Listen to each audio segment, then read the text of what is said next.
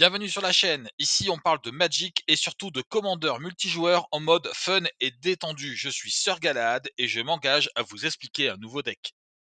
Et notre commandeur du jour sera Vivi, le mage noir. Il sort sur une mana bleue, une rouge et une incolore. Il est 0-3 et il dit qu'à chaque fois qu'on lance un sort non créature, on va mettre un marqueur +1/+1 sur lui et faire un point de dégâts à chaque adversaire.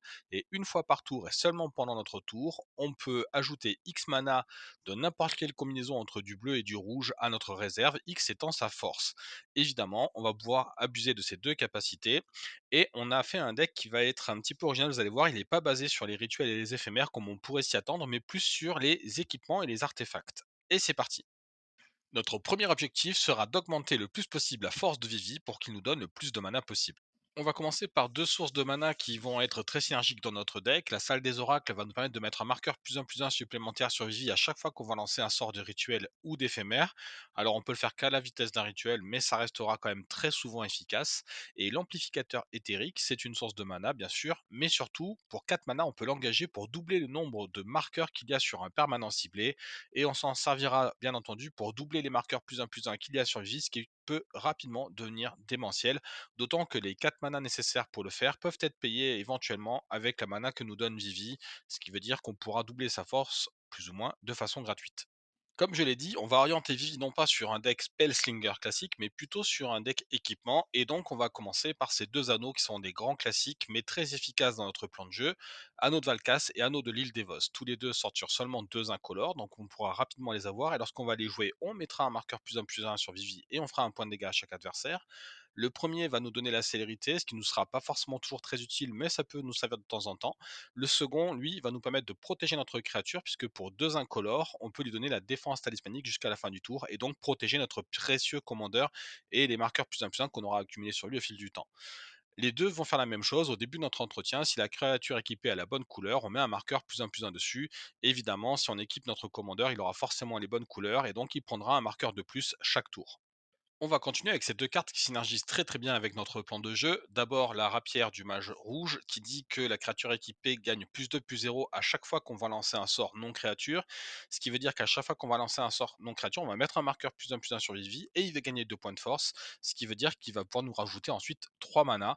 Ce qui veut dire que tous les sorts non créatures qu'on va lancer qui coûtent 3 mana ou moins seront quasiment remboursés grâce à cet artefact. C'est très très efficace dans notre plan de jeu. Et l'Ivan, le cultiste de Tiamat, va faire à peu près la même chose, voire peut-être mieux.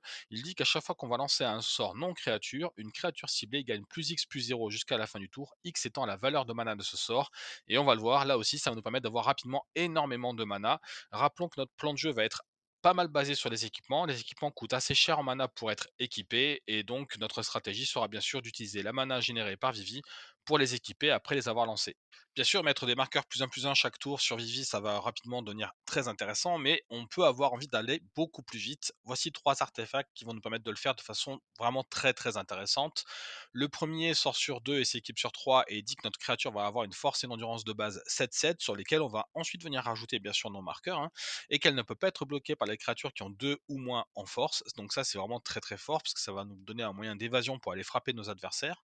La lame noire reforgée, elle, va nous donner +1/+1 pour chaque terrain que nous contrôlons. Et enfin, l'artefact Aetyr et Priwen va nous donner une force et une endurance de base égale à notre total de points de vie, ce qui, sur notre commandeur, peut être extrêmement puissant. Surtout que si jamais il n'était pas bloqué, ça veut dire qu'on va potentiellement one-shot un joueur avec. Nous avons ensuite trois éphémères intéressants. Le premier, la clepsydre, est très intéressant parce qu'il a rappel 3, ce qui veut dire que pour 4 mana, une bleue et 3 incolores, on va pouvoir lancer ce sort et le récupérer dans notre main une fois qu'il est résolu pour pouvoir donc le relancer. Évidemment, dès lors qu'on va avoir de la mana excédentaire grâce à notre commandeur, on va pouvoir profiter de ça pour tous les tours pouvoir lancer ce sort et donc augmenter le nombre de marqueurs sur notre commandeur et faire des dégâts à nos adversaires avec. Musculation va doubler la force de la créature ciblée, évidemment, on va le faire sur notre commandeur. Et en plus, ça, le flashback, si on a beaucoup de mana, ça peut vraiment faire très très mal. Ça peut même éventuellement être un kill. Et afflux de sang va augmenter la force d'une créature, d'autant qu'elle a déjà en force, c'est-à-dire à peu près la même chose que ce que fait musculation, hein. C'est juste un wording différent. Et on va finir ce chapitre avec une des cartes les plus puissantes de notre jeu dans notre plan de jeu, qui est à elle seule une de nos conditions de victoire potentielle. Elle va donner +3/+0, piétinement et lien de vie à notre commandeur et les 3 capacités nous intéressent énormément. +3, ça veut dire qu'on aura potentiellement 3 manas de plus sur notre commandeur, donc on va pouvoir l'équiper plus ou moins gratuitement d'ailleurs. Piétinement, c'est ce qui va nous permettre de pouvoir tuer nos adversaires aux dégâts de commandeur une fois qu'il sera devenu suffisamment fort, et le lien de vie pour qu'on récupère une quantité astronomique de points de vie. À chaque fois qu'on va pinguer nos adversaires à distance, on gagnera des points de vie. À chaque fois qu'on va attaquer, on gagnera des points de vie. C'est très très fort. Maintenant qu'on a vu la partie offensive de notre plan de jeu, on va voir la partie défensive. Il faut protéger notre commandeur et se protéger soi-même. On va commencer par se défendre nous-mêmes avec ces 3 cartes. Le garde gomazoaire et le banc de brouillard sont des créatures qui vont pouvoir bloquer à peu près n'importe quoi en face du moment que ça n'a pas le piétinement. C'est vraiment très très intéressant comme carte de défense et très souvent ça suffira pour nous protéger de la plupart des attaques de nos adversaires, ce qu'il faudra qu'ils attaquent avec au moins 2 créatures pour nous faire des dégâts, et à moins d'avoir des gros stacks, on pourra nous aussi répondre, grâce à Vivi qui va frapper vite et très, très fort. Ce qui fait qu'on pourra souvent réussir à temporiser grâce à ça. Le labyrinthe mystificateur, quant à lui, coûte 4 mana à utiliser, néanmoins il va gérer les jetons adverses puisqu'eux ne reviendront pas en jeu, donc ce qui est en même temps très intéressant. Et puis surtout, avec Vivi bien chargé, on n'aura souvent pas besoin d'utiliser nos terrains pour la mana, puisque Vivi produira tout la mana dont on a besoin, et on pourra donc garder cette mana à la fois pour nos sorts de contrôle, qu'on verra plus tard, et pour le labyrinthe mystificateur, qui va nous permettre de nous défendre contre même des très très grosses menaces. 3 cartes permettant de défendre notre commandeur. À présent, le laboratoire du projet Jusant est une carte qu'on utilisera vraiment en dernier recours, mais je l'ai quand même mis dans le deck parce que ça ne remplace qu'un terrain. Après tout, c'est pas trop grave, ça ne coûte pas une carte, on va dire. Pour une mana bleue et une incolore, on peut renvoyer un sorcier ciblé que nous contrôlons dans notre main, et donc on pourrait s'en servir pour sauver notre commandeur. On l'utilisera vraiment en dernier recours. Pourquoi? Parce qu'on perdra tous les marqueurs qu'il y avait sur notre commandeur si on l'utilise. Donc c'est vraiment uniquement pour éviter d'avoir à repayer la taxe de notre commandeur lorsqu'on le rejoue. Notons que comme on a tendance à jouer pas mal d'équipements, même si notre commandeur devait être géré, le rejouer et rééquiper petit à petit ce qu'il y a dessus permettra de rapidement avoir un Vivi de nouveau très efficace. L'illusionniste Vaudalian, quant à lui, est beaucoup plus fort, ce qu'il fait passer hors phase une créature, ce qui veut dire que la créature part hors phase avec tous les marqueurs qu'elle avait, tous les équipements qui lui étaient attachés, et elle revient avec tout ça, et donc on garde notre Vivi totalement intact, même en cas de sort de removal de masse, de sort de gestion de masse, même si on nous oblige à faire un sacrifice de masse, c'est très très efficace comme effet. Et pour finir, la plaque de sombre acier qui nous donnera l'indestructible, et ça encore, ça protégera très souvent notre commandeur contre la plupart des effets négatifs. Nous avons ensuite prévu un certain nombre d'équipements qui vont nous donner la défense talismanique. Ça, c'est vraiment très très efficace pour protéger notre commandeur. La plupart de ces équipements vont en plus lui donner un petit bonus supplémentaire. Par exemple, l'homme du champion lui donne plus de en force, le masque d'Avacine lui donne aussi plus de en force, et l'amulette de géant, si on a assez de mana, on va pouvoir avoir un petit jeton 4/4 qui arrive en jeu en même temps qu'on joue. Ça peut toujours être un petit bonus intéressant. Et on finit enfin avec encore 2 équipements, le bouclier miroir qui va en plus nous protéger contre les créatures qui ont le contact mortel. Une fois que Vivi sera devenu vraiment très très gros, ce sera une des rares choses qui pourra nous permettre de éventuellement le perdre au combat. Donc là, on sera protégé contre ça. Et la cape de Frémisois qui a un énorme avantage, c'est que notre commandeur devient impossible à bloquer. C'est notre principale condition de victoire, hein, c'est faire des dégâts de commandeur. Donc ce sera dès qu'on aura cet équipement en général, la victoire presque assurée pour nous. Mais attention, car le linceul, ça veut dire que nous non plus, on ne pourra plus cibler notre commandeur, et parfois ça pourrait être un petit peu embêtant. Nous avons besoin de pouvoir contrôler certaines choses puisque notre plan de jeu est vraiment entièrement axé sur notre commandeur. C'est assez fragile du coup et facile à contrer pour nos adversaires s'ils s'y prennent bien. Donc il va falloir qu'on le protège encore plus que ce qu'on a prévu contre des sorts de removal de Moss notamment. Et c'est pour ça qu'on a mis un certain nombre de sorts permettant de le protéger. Donc des contre-sorts, des sorts capables de contrer des capacités activées, des capacités déclenchées. Bref, il nous faut vraiment de quoi défendre tout notre plan de jeu, et donc on a au total 8 sorts de gestion dans le jeu. Attention, ne gaspillez jamais ces sorts. Vraiment, ces sorts doivent vous servir à vous protéger contre une menace qui peut vraiment raser votre board ou détruire votre plan de jeu à très court terme. Si vous voyez que ce sort va détruire votre commandeur, mais que vous pouvez le rejouer, le rééquiper, etc., peut-être que ça vaut le coup de temporiser et de garder ce contre-sort pour plus tard si vous n'en avez pas d'autre en main. La pioche est très très importante dans notre jeu, bon dans tous les jeux hein, de toute façon, prévoyez toujours de la pioche dans tous vos decks. Là on joue bleu, c'est facile. On va commencer par Vinxix Lot Locas, oui ce nom est imprononçable. Alors, il dit allumer les moteurs lorsqu'il arrive en jeu, c'est-à-dire que si nous n'avions pas encore de vitesse, ce qui sera le cas, hein, c'est la seule carte basée sur la vitesse dans notre jeu, on va automatiquement arriver avec une vitesse égale à 1 et à la fin de notre tour, si un adversaire a perdu des points de vie, on augmente notre vitesse. Avec notre commandeur capable de blesser tous nos adversaires, ce sera très rapide de passer à vitesse 4.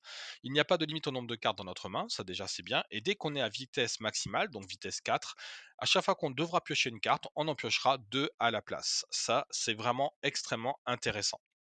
Chrome et Jory vont tous les deux fonctionner sur le même principe. Ils disent à chaque fois qu'on va lancer notre deuxième sort chaque tour, on va pouvoir piocher une carte. Et évidemment, notre but sera d'abuser de leur capacité en jouant la plupart du temps au moins deux sorts chaque tour. Et justement, Flip le Bleu perdu dans la prairie va nous permettre de pouvoir plus rapidement faire cela, puisqu'il dit qu'on peut regarder la carte du dessus de notre bibliothèque à tout moment et qu'on peut comploter la carte du dessus de notre bibliothèque si c'est une carte non terrain. Ça veut dire qu'on peut payer son coût en mana, puis l'exiler, et au tour prochain, on pourra jouer cette carte à la vitesse d'un rituel sans payer son coût de mana.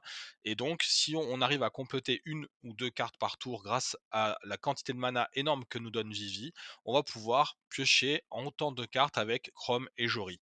La synergie entre ces cartes est très intéressante et ça reste de toute façon, dans tous les cas, des moteurs de pioche qui vont nous permettre d'accélérer et de garder une main toujours plus ou moins remplie. L'idéal, ce serait d'avoir une main où on est toujours au moins un sort de gestion dans notre main. L'éveil de Kumena est un enchantement très intéressant qui nous permettra de pouvoir piocher une carte de plus par tour si nous avons l'ascension de la cité. Je vous déconseille de le jouer avant d'être arrivé à cette étape, sinon vous vous ferez aussi piocher vos adversaires, bien que dans certains cas ça pourra malgré tout être un bon move. Urkid, la maîtresse sorcière, malheureusement si on ne joue rien d'intéressant dans un tour, nous ne permettra pas de piocher. Donc elle va être très intéressante pour garder notre main fournie, mais pas si notre main est déjà vide au moment où on la joue. Au début de notre étape de fin, si nous avons lancé un sort non créature, on va pouvoir révéler les 5 prochaines cartes du dessus de notre bibliothèque. Et pour chaque type de carte parmi les sorts non créatures qu'on a lancé ce tour-ci, on pourra mettre dans notre main une carte de ce type parmi les cartes révélées. Par exemple, si on a lancé un sort d'enchantement et un sort d'artefact, on révèle les 5 prochaines cartes. Et si parmi elles il y a un artefact mais pas d'enchantement, ben on pourra mettre un artefact dans la main.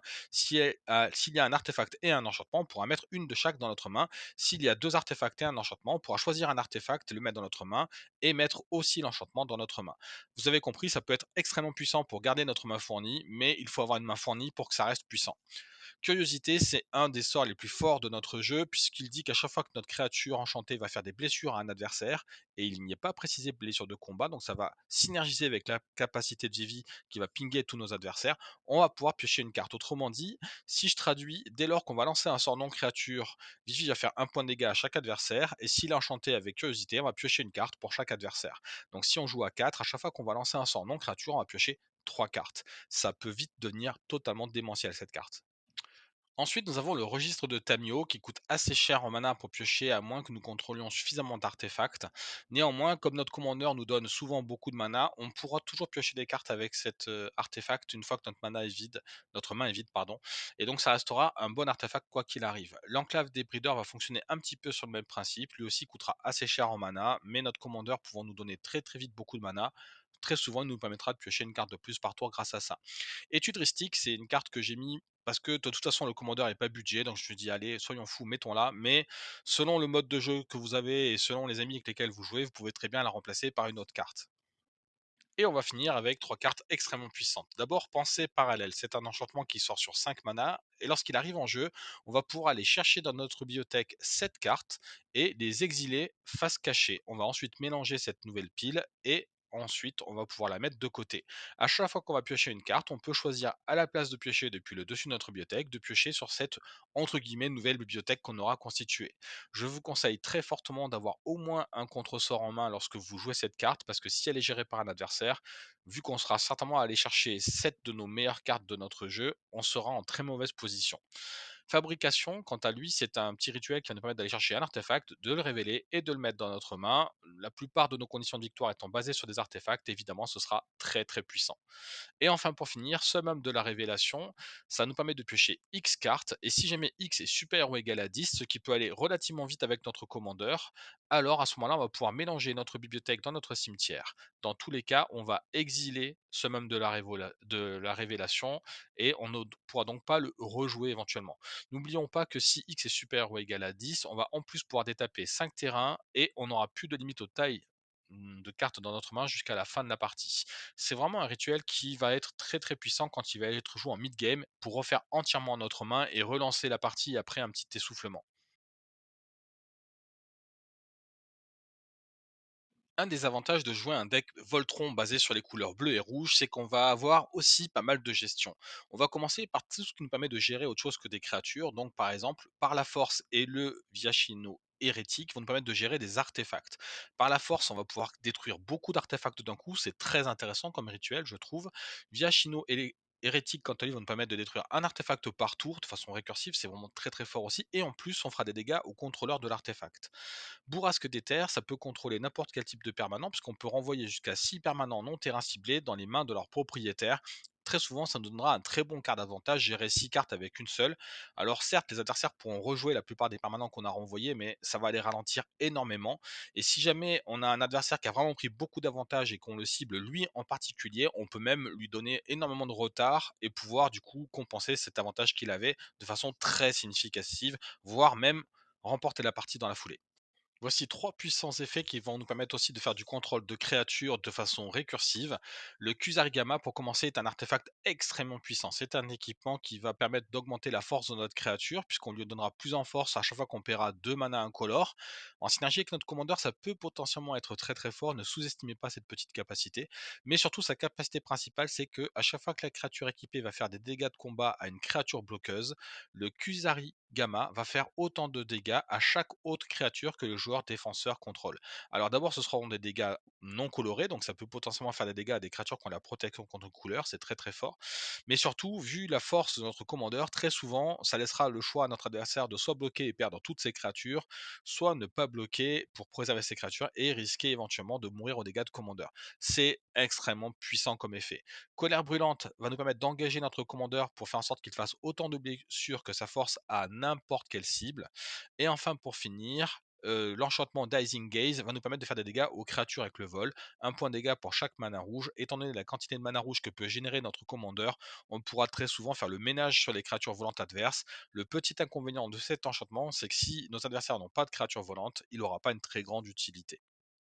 Ces 2 sorts peuvent être des kills à eux tout seuls, ils sont vraiment très, très puissants. La marée dévorante, chaque joueur va choisir un permanent non terrain et renvoyer tout le reste dans sa main. Alors déjà, ça dégage tous les tokens, c'est très, très fort. Et surtout, nous, on va choisir Vivi, qui va rester en jeu. On va renvoyer tout le reste dans notre main. La plupart de notre jeu, c'est des enchantements ou des équipements qu'on va pouvoir rejouer, surtout avec la grande quantité de mana que nous donne Vivi. On sera beaucoup moins impacté que nos adversaires avec ce sort.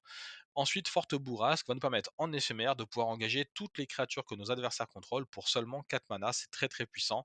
Et là encore, ça va nous permettre de pouvoir achever un adversaire au dégâts de commandeur si c'est joué au bon moment. Ce sont des sorts qu'il faut vraiment utiliser au bon timing, ne les gaspillez pas de façon inopportune pour vous protéger ou pour gagner un tour de jeu. C'est vraiment des sorts qui vont être utilisés pour achever vos adversaires ou un adversaire en tout cas très dangereux et gagner la partie.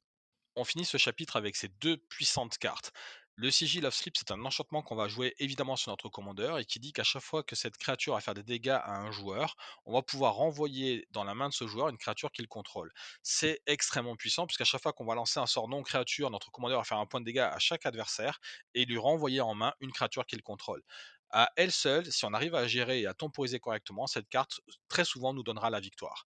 Décès soudain, quant à lui, va pouvoir nous permettre de détruire toutes les créatures qui ont une certaine couleur. Alors, si nos adversaires jouent les mêmes couleurs que nous, ça pourrait éventuellement être un petit peu handicapant, mais on a très peu de créatures dans notre jeu. Vivi sera souvent très très gros et très puissant, bien au-dessus de la plupart de la force ou de l'endurance en tout cas des autres créatures que nos adversaires contrôleront.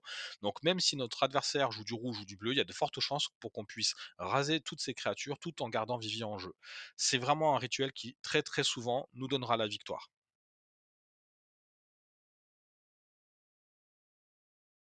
On va commencer avec 2 terrains, la Gorge de Chive et l'Inbloom. Dans les 2 cas, ce sont des terrains, donc ça veut dire que ça ne nous coûte pas de cartes vraiment dans notre jeu, c'est très très bien.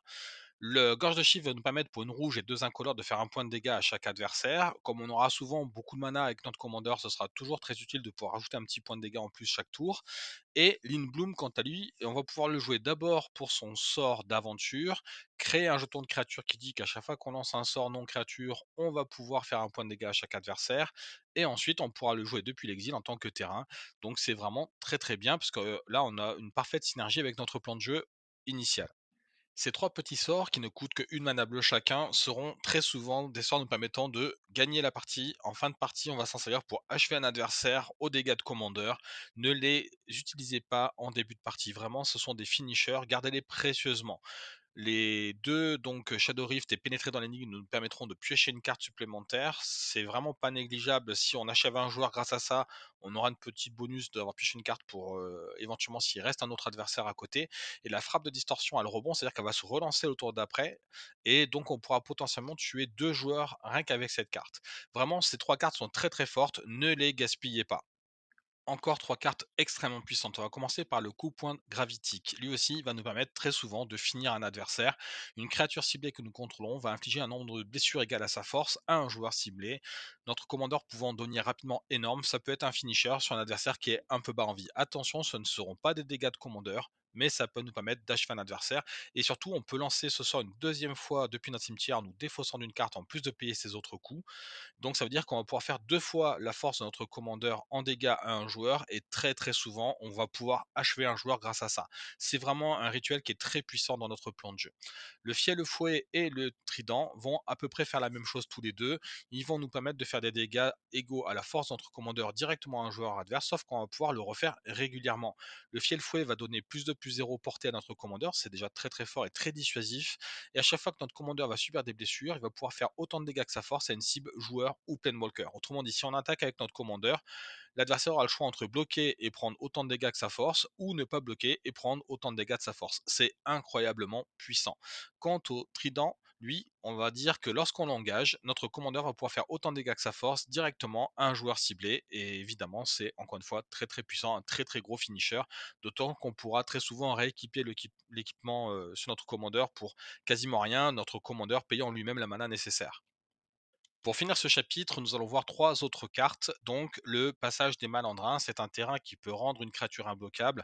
Évidemment, on va pouvoir payer les 4 manas grâce à notre commandeur sans avoir à dépenser la mana de notre terrain. La plupart du temps, ce sera extrêmement puissant. Rappelez-vous que notre commandeur, c'est notre condition de victoire, hein. On joue un jeu entièrement basé là-dessus. Donc, pouvoir le rendre imbloquable, très souvent, si on arrive à aller plus vite que nos adversaires, c'est la victoire. Le bouleversement des convenances, c'est une carte qui fait des dingueries. J'en ai déjà parlé. J'ai fait une petite vidéo short sur cette carte. Je vous conseille d'aller la voir d'ailleurs si vous ne l'avez pas vue.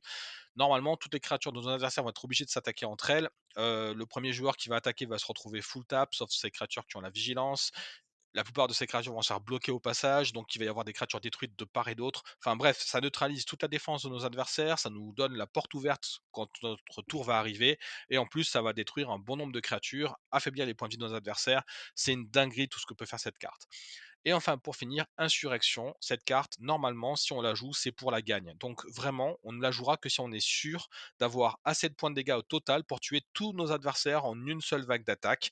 Et si on a encore assez de mana derrière pour lancer un petit contre-sort pour être sûr vraiment de tout finir avec. Donc on garde cette carte précieusement en main et on attend que tout soit bien en place. On compte les points d'attaque totaux de toutes les créatures que tous nos adversaires contrôlent, on compte leurs points de vie et une fois qu'on a vu qu'on était bon, qu'on peut y aller, on envoie la sauce. Ce que fait ce sort, c'est qu'on prend le contrôle de toutes les créatures que nos adversaires contrôlent. Ça ne cible pas, donc il n'y a pas de protection ou de défense possible contre ça. On les détape et elles gagnent la célérité. Et ensuite, nous, on va répartir ces créatures sur nos adversaires pour les taper avec et être sûr de tous les tuer en un seul tour. C'est une condition de victoire absolument époustouflante. La plupart du temps, le coût du sort sera entièrement ou grande partie en tout cas payé par notre commandeur, ce qui nous permettra d'avoir nos cartes en main, notre mana disponible. Enfin bref, on va pouvoir vraiment, vraiment finir nos adversaires avec cette carte.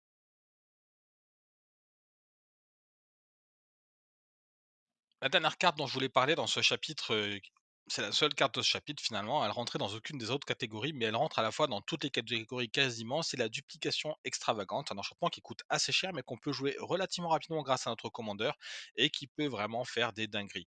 Par exemple, si on copie l'amplificateur éthérique, ça veut dire que si on a beaucoup de mana, on va pouvoir doubler, puis doubler à nouveau les marqueurs qu'il y a sur notre commandeur, et ça chaque tour, voire faire encore pire, hein, rapidement. C'est incroyablement puissant ce que ça peut faire. Si on copie par exemple le sceau de sommeil, ça veut dire que notre commandeur, à chaque fois qu'on va lancer un sort non créature, il va pouvoir remonter 2 créatures pour chaque adversaire dans leurs mains, puis 3, puis 4. Enfin bref, vous avez compris la mécanique, c'est juste indécent. Et pour finir, si on copie par exemple le fiel fouet, ça veut dire qu'à chaque fois que notre commandeur va subir des dégâts, on va pouvoir faire autant de dégâts que sa force à un adversaire une fois, 2 fois, 3 fois, 4 fois et ainsi de suite. C'est incroyablement puissant. Bref, vous l'avez compris, cet enchantement peut rapidement faire des dingueries dans notre jeu. Il y a énormément de synergies un petit peu dans tous les sens dans mon deck et j'ai pas voulu, toutes les détailler en précision. J'ai voulu juste parler des différentes synergies, des différentes thématiques plutôt de ce jeu. J'espère que ça vous plaît. Je voulais juste souligner comme ça, pour m'amuser, une petite synergie qui existe dans le jeu qui peut être assez amusante, hein. C'est la combinaison de ces 2 équipements. L'une qui donne le lien de vie et l'autre qui dit que la créature équipée a autant en force et en endurance de base que notre total de points de vie. Autrement dit, à chaque fois qu'on va attaquer avec notre commandeur, on va potentiellement doubler nos points de vie et donc doubler sa force et avoir autant de mana pour le tour d'après. Enfin, c'est extrêmement puissante la synergie de ces 2 cartes. En général, si on arrive à les jouer et à les protéger, ce sera très certainement une condition de victoire à très court terme.